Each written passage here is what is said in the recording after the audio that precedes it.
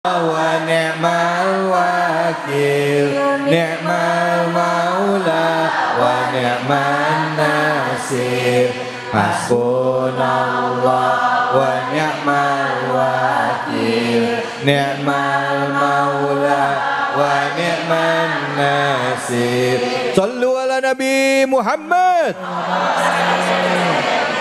Baik, alhamdulillahirabbil alamin. Kita masih mengkaji surah An-Nisa. Tadi kita sudah bahas surah An-Nisa ayat 36 dan selanjutnya pemirsa Cahaya Hati Indonesia dimanapun saja Anda berada, kami akan membahas surah An-Nisa ayat ke-37. Masih bicara mengenai pernikahan, ya, bagaimana juga menjaga hubungan tidak hanya dengan istri, anak, ya, atau dengan suami, tapi juga menjaga hubungan dengan orang tua, kerabat, tetangga, bahkan juga menjaga hubungan kita kepada Allah. Ya, nah kita akan kaji lebih dalam.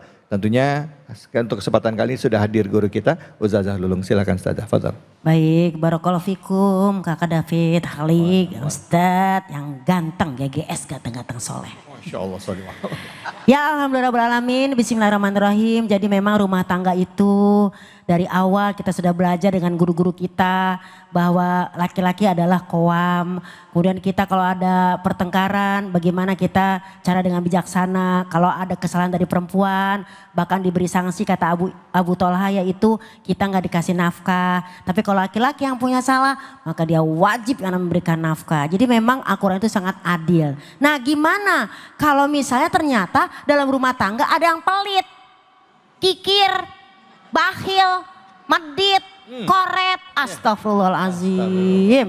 Na'udzubillahimin dzalik. Itu namanya makan ketan anget-anget. Cakep. Kebangetan banget. Masa sama istri pelit, masa sama orang tua pelit, apalagi sama anak-anak ya. Nah di dalam Al-Quran An-Nisa dinyatakan ayat 37, bismillahirrahmanirrahim. Alladzina yabkhaluna wa ya'murunnan nasa bil bukhli. Ada orang-orang yang ketika dia pelit, udah dirinya pelit, dia nyuruh orang lain untuk pelit dan kikir. Yang pertama ada sifat kikir dalam rumah tangga. Kemudian apa? Nyuruh orang lain untuk kikir. Misal nih, ya kan? Kita mau dikasih nih uang belanja sama suami. Mertua ngomong gini, jangan. Atau kebalikannya, suami kita mau ngasih ke emaknya, kita sebagai istri, jangan. Nah itu kan emaknya ya, ini yang pertama. Dan yang kedua, kadang suka pada jual derita. Wayaktumuna ma'atahumullah, mereka menyembunyikan karunia Allah yang diberikan kepadanya. Padahal dia punya, tapi gak mau ngomong-ngomong, takut dimintain, takut banyak yang minjem. Soalnya kita gitu, kalau ketahuan kita punya duit banyak, punya harta banyak, minjem dong, kagak balik-balik. Soalnya nih maaf nih ya, jangankan keluarga, jangankan temen. Enggak keluarga, enggak temen kalau minjem duit, minjemnya melas. Ngulanginnya males. Bener gak pemirsa? Jadi ada kekurangan-kekurangan kita dalam rumah tangga. Kadang kita kikir, kadang kita pelit, bahkan nyuruh yang lain kikir dan menyembunyikan yang namanya karunia yang Allah kasih. Nah orang-orang seperti ini, wa'atadna lil kafirina azabam muhina. Orang-orang yang kufur seperti ini akan diberikan oleh Allah azab yang sangat pedih. Jadi dalam berumah tangga, ya balik lagi ke awal, suami harus ngasih nafkah. Harus. Uang belanja sehari-hari kudu. Uang belanja sehari-hari dengan uang skincare kita berbeda. Bilang sama abang kita, bang uang skincare mana bang? Kalau misalnya kita gak dikasih skincare, waduh. Ntar muka kita jadi kering, kerontang. Gituin ya, ini. Kemudian ayat selanjutnya kita udah pelajari tadi bahwasanya kita juga harus baik kepada siapapun. Berumah tangga gak cuma suami istri. Keluarga suami adalah keluarga kita adalah keluarga suami. Jadi jangan yang kita berduaan doang. Kita berduaan doang, yang lain ngontrak. Repot itu. Jadi kalau kita ambil dari An-Nisa ayat 37, tidak ada penyakit yang paling berbahaya di dunia ini adalah kecuali penyakit kikir. Barang siapa yang menuruti kekikirannya, ada nih rumah tangga nih, mau tahu nggak? Bapak mau tahu nggak Pak? Ibu-ibu mau tahu nggak? Mau tahu aja apa mau tahu banget? Kepo. Berarti ibu-ibu itu kalau pengen tahu banget, saya sangat suka kalau kita belajar seperti itu. Berarti ibu tuh GSGL. Tahu nggak GSGL? Apa itu? Gue suka gaya lo. Jadi yang pertama, ada satu cerita, kadang maaf nih ya, maaf. Suami ini kikir kenapa? Kikir sama keluarga. Anak butuh uang sekolah, istri butuh uang belanja. Dia bilang gak ada, tapi malah sama temen dia ngasih. Ada kayak begitu? Mana orangnya? Gitu ke temen dia baik, ke keluarga enggak. Kadang-kadang. Ada juga kejadian tuh kemarin. Seorang ibu konseling sama saya, dibilang apa? Anak saya belum bayar sekolah, belum ini. Tapi saya mintain uang SPP, dia bilang gak ada. Tapi temennya minjem duit 2 juta buat modal, dikasih Bu Lulung. Gimana itu? Bapak jangan kayak gitu ya Pak ya. Kesian orang tua kita, kesian anak-anak kita. Kenapa? Karena ibu-ibu ini sudah sangat hebat mengatur uang belanja. Dikasih uang 100.000 sama suami per hari, kita belanja bisa masak opor ayam. Karena kan ayam udah 50.000 beli ya. Belum santannya, belum cabenya, belum minyak gorengnya. Cepet dapat opor ayam Pak. Kalau Bapak ngasih uang belanja 50.000, sayur asam ikan asin. Kalau Bapak ngasih cuma 25.000, tumis toge sama oncom. Ya nggak coy? Kalau ngasih 10.000, paling cuma oncom doang. Kalau ngasih 5.000, kerupuk doang. Ngasihnya 1.000, ya udah penyedap rasa. Biar berasa tuh nasi ya. Jadi untuk kita semua yang berumah tangga, yuk satu niatkan ibadah kepada Allah. Kedua jangan pelit-pelit. Barang siapa yang menahan karunia-Nya untuk keluarga, maka akan Allah tahan rezekinya untuk keluarga. Karena kalau kita ini bersilaturahmi dengan keluarga, satu silaturahmi itu adalah al-ihsan, berbuat baik kata Ibnu Abbas. Yang kedua ta'atuf, membantu semampunya. Yang ketiga arifki, bersikap lemah lembut kepada keluarga. Yang keempat ariayah, perhatian. Cing cui. Oh salah itu mah di bandara ya. Gitu ya. Jadi dari Ibnu Abbas di sini kita laksanakan. Semoga kalau kita murah hati dengan keluarga, Allah juga akan murah hati memberikan kita rezeki. Allahumma kfini bihalalika an haramika wa ghnini bi fadlika amman siwak. Semoga Allah berikan kecukupan rezeki dalam rumah tangga kami ya Allah. Amin ya rabbal alamin. Bu. Ya. Pak. Ya. Simpulannya nggak boleh pelit sama keluarga. Istri nggak boleh pelit sama orang tua, suami harus mau berbagi ya Bu ya. Bu, emang ada istri yang pelit sama mertuanya? Ada. Banyak. Allah. Ya Kak David.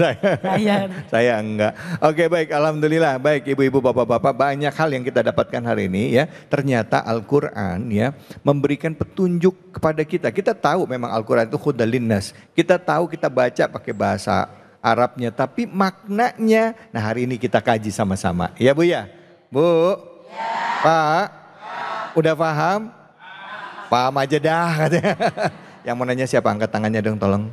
Ya, siapa yang mana? Iya, silakan Ibu. Nama dan pertanyaannya. Password. Assalamualaikum warahmatullahi wabarakatuh. Waalaikumsalam warahmatullahi wabarakatuh. Nama saya Mu'aibah dari Majelis Talim Baitul Husna. Mohon izin bertanya Ustazah. Ya, silakan. Yang ingin saya tanyakan, bagaimana merespon ketika kita berbeda pendapat dengan suami. Nah. Wassalamualaikum warahmatullahi wabarakatuh. Waalaikumsalam warahmatullahi wabarakatuh. Kayaknya nih curhatan emak-emak sejuta umat ya. Emak-emak seluruh dunia kayak curhatannya sama nih ya. Saya juga suka begitu sih. Oh iya. Silakan Ustazah, Fadal. Baik, terima kasih Bunda sayang. Alhamdulillah. Gimana cara kita merespon kalau kita beda pendapat sama suami? Siapa sih yang gak pernah beda pendapat?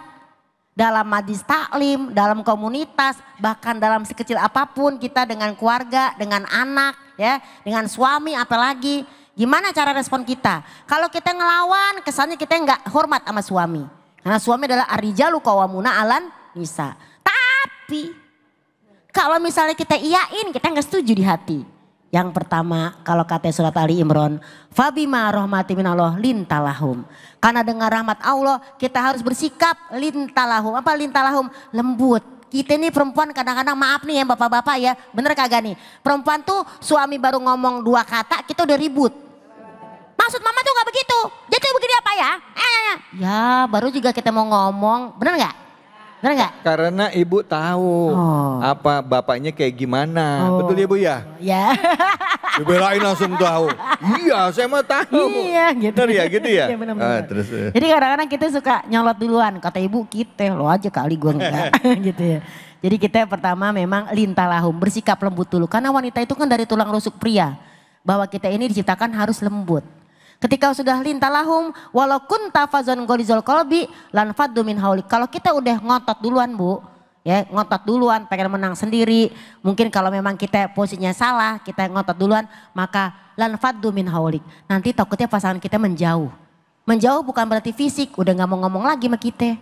Giran dia ngomong, kita nggak dengar, atau kita ngomong juga nggak denger sama bapaknya nih. Pak, coba ya kalau istri ngomong tuh didengerin. Solusi belakangan, yang penting dengerin. Understand? Kadang-kadang lagi nonton bola, kita ngomong, ntar. Kita jadi kesel. Curhat kan saya juga. Jadi kita lembut dulu.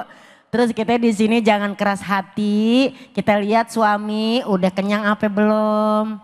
Udah enak belum pikirannya. Jangan juga yang namanya kita sebagai wanita soleha. Baru juga pulang kerja kita langsung ngomong ada berbeda pendapat. Nah yang ketiga kalau kita bersikap keras hati dia akan menjauh. Maka fa'fu anhum, kita saling memaklumi dulu. Suami maklumi istri punya kekurangan, kita juga harus maklumi suami punya kekurangan. Fa'fu anhum. Ya kan? Kemudian wastaghfir lahum dan mohonkan ampun kepadanya. Faiza azamta fatawakal ala Allah. Kalau udah musyawarah, udah ngobrol, udah tawakal pada Allah. Ngomong yang enak. Karena apa dalam Al-Quran perbedaan pendapat suatu keniscayaan udah pasti. Jadi yang pertama ngobrol aja bareng. Yang kedua kita kenyangin dulu perut suami. Karena kalau kata ibu kita nih bahasanya nasihat orang terdahulu. Kalau mau ngomong sama suami ya atau suami mau ngomong sama istri perhatikan 3 hal. 1 udah kenyang apa belum. 2 dia ngantuk apa enggak. Karena jangan pernah ngobrol sama orang yang lapar. Ntar kalau diajak ngobrol kita udah mau ngomong nih Pak jadi begini. Karena dia lapar. Apalagi ngantuk. Oh iya, yang kedua udah lapar ngantuk. Jadi gini loh Pak. Gitu. Ya perhatikan makannya, perhatikan tidurnya sudah cukup apa belum. Dan yang ketiga dia itu lagi bahagia atau enggak. Jadi kalau dengan hal ini Rasulullah udah bersabda. Bahwasanya berkatalah falyakul khairon awliyasmut. Ngomonglah yang baik-baik aja atau kita diam dulu. Jadi artinya lihat sikonnya kita juga ngomong penuh dengan hati-hati. Karena jangan sampai gara-gara berbeda pendapat jadi terjadi yang lebih besar lagi. Yang esensi adalah menjaga hubungan suami istri berbeda pendapat. Hanya sekedar ilmu biar kita nambah wawasan. Oke? Masya Allah. Jangan sampai beda pendapat jadi berpisah kan repot. Cuman gara-gara kaos kaki gak pakai kaos kaki. Kaos kaki gak pakai, kaos kaki gak pakai. Kaos kakinya masih dijemur. Iya.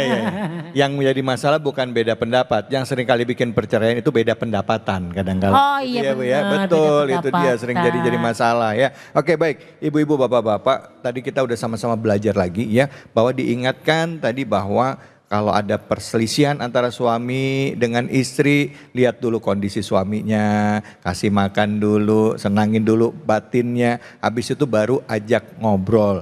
Terus tadi kuncinya yang dasar itu wa'fu anhum, jadi apa? Memaklumi, terus ampunin juga kesalahannya sambil doa minta sama Allah. Insya Allah Allah kasih kemudahan. Ada yang bilang begini, kalau di dalam hubungan rumah tangga itu lagi menjauh, ya antara suami dan istri itu jauh. Berarti hubungan kita dengan Allah lagi gak bagus. Jadi makanya deketin hubungan kita sama Allah supaya hubungan suami dan istrinya juga semakin dekat gitu. Insya Allah ya Bu ya. Baik.